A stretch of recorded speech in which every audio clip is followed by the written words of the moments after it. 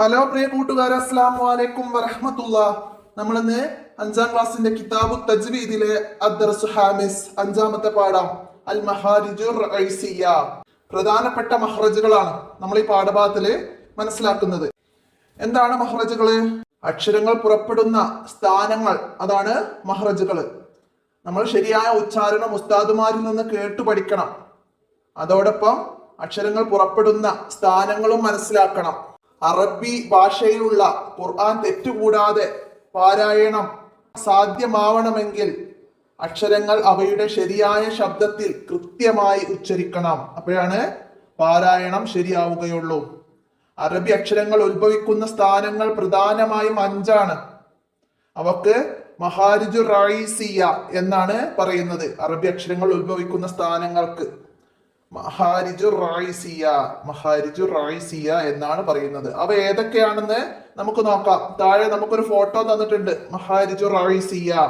1 ഷഫത്താനി. ഷഫത്താനി എന്ന് പറഞ്ഞാൽ 2 ചുണ്ടുകൾ എന്നാണ്. 2 ചുണ്ടുകളിൽ നിന്ന് പുറപ്പെടുന്ന അക്ഷരങ്ങളുണ്ട്, അതാണ് അവിടെ നമുക്ക് മനസ്സിലാക്കേണ്ടത്. പിന്നെ 2ാമത്തെ സ്ഥാനം ലിസാന്, നാവാണ്. നാവിൽ നിന്ന് പുറപ്പെടുന്ന അക്ഷരങ്ങളുണ്ട്, അതും മനസ്സിലാക്കണം. പിന്നെ ഹൽക്ക്. ഹൽക്ക് എന്ന് പറഞ്ഞാൽ തൊണ്ട, തൊണ്ടയിൽ നിന്ന് വരുന്ന അക്ഷരങ്ങളുണ്ട്. നാലാമത്തത് ഹൈഷൂം. ഹൈഷൂം എന്ന് പറഞ്ഞാൽ തരിമൂക്കാണ്. തരിമൂക്കിൽ നിന്ന് അക്ഷരങ്ങൾ പുറപ്പെടുന്നുണ്ട്. പിന്നെ ജൗഫ്. ജൗഫ് എന്ന് പറഞ്ഞാൽ വായയുടെ ഉൾഭാഗത്ത് നിന്ന്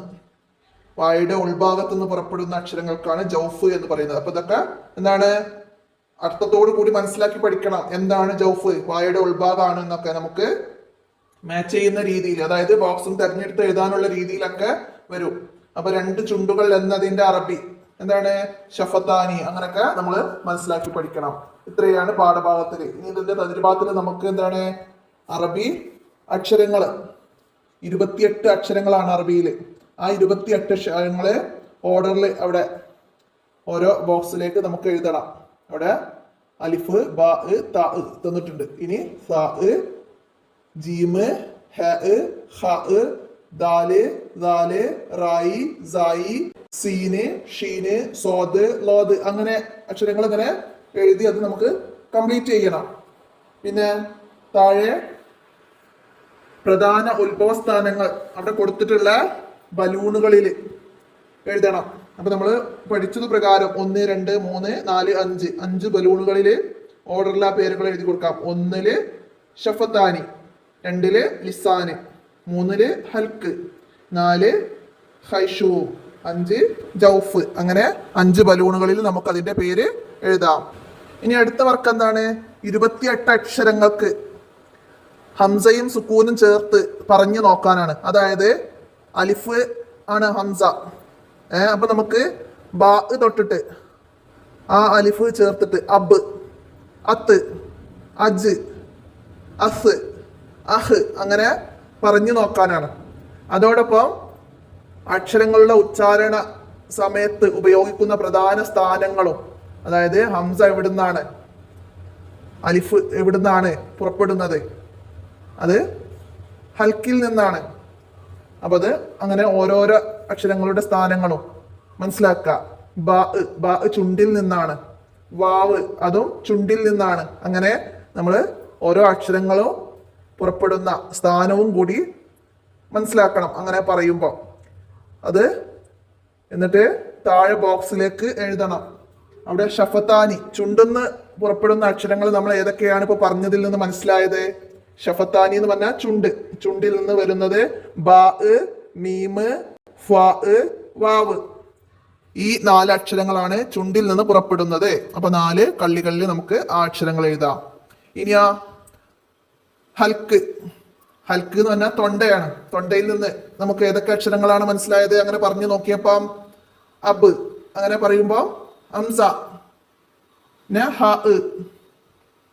ഐന്, ഹ, ഒയിന്, ഹ, ഇങ്ങനെ 6 അക്ഷരങ്ങളാണ് ഹൽക്കിൽ നിന്ന് പുറപ്പെടുന്നത്. ആ അക്ഷരങ്ങള് നമുക്ക് അവിടെ എഴുതി കൊടുക്കാം. പിന്നെ ലിസാന്. ലിസാന് എന്ന് പറഞ്ഞാൽ നാവ്. നാവിൽ നിന്ന് പുറപ്പെടുന്ന അക്ഷരങ്ങള് 18 എണ്ണാണ്. നാവിൽ നിന്ന് പുറപ്പെടുന്ന അക്ഷരങ്ങൾ 18 എണ്ണാണ്. അപ്പൊ അവിടെ നമുക്ക് 18 ബോക്സ് തന്നിട്ടുണ്ട്. 18 അക്ഷരങ്ങളാണ് നാവിൽ നിന്ന് പുറപ്പെടുന്നത്. ആ 18 ബോക്സിലേക്കും നമ്മൾ എന്ത് ചെയ്യണം? നമുക്ക് മനസ്സിലായില്ല അക്ഷരങ്ങള്? നാവിൽ നിന്ന് പുറപ്പെടുന്ന അക്ഷരങ്ങളൊക്കെ മനസ്സിലായോ? അപ്പൊ നമുക്ക് അവിടെയൊക്കെ എഴുതി കൊടുക്കാം. സായി, സോദ്, സീന്, സാ, ദാല്, ലോ, ദാല്, താ, തോ, ലാമ്, റാ, നൂന്, ജീമ്, ഷീന്, യാ, ലോദ്, ഓഫ്, കാഫ്. ഇങ്ങനെ 18 അക്ഷരങ്ങളാണ്. 18 അക്ഷരങ്ങളാണ് നാവിൽ നിന്ന് പുറപ്പെടുന്നത്. അപ്പൊ അത് നമുക്ക് ആ 18 ബോക്സിലേക്ക് നമുക്ക് എഴുതാം. അപ്പോ അക്ഷരങ്ങൾ പുറപ്പെടുന്ന സ്ഥാനങ്ങൾ, അതാണ് മഹ്റജ്. അക്ഷരങ്ങൾ പുറപ്പെടുന്ന രീതിക്കാണ് സിഫത്ത് എന്നൊക്കെ പറയുക. അതൊക്കെ നമ്മൾ താഴെ ക്ലാസ്സിലൊക്കെ പഠിച്ചിട്ടുണ്ട്. അപ്പൊ ഇത്രയാണ് ഈ പാഠഭാഗത്ത് നിന്ന് മനസ്സിലാക്കാനുള്ളത്. അപ്പൊ എല്ലാവരും മനസ്സിലാക്കി ഉപകാരപ്പെടുത്തുക. വീഡിയോ കൂട്ടുകാർക്കൊക്കെ ഷെയർ ചെയ്ത് കൊടുക്കുക. നമുക്ക് അടുത്ത പാഠവുമായി അടുത്ത വീഡിയോയിൽ കാണാം. അസ്സലാമു അലൈക്കും വറഹ്മത്തുള്ളാഹി.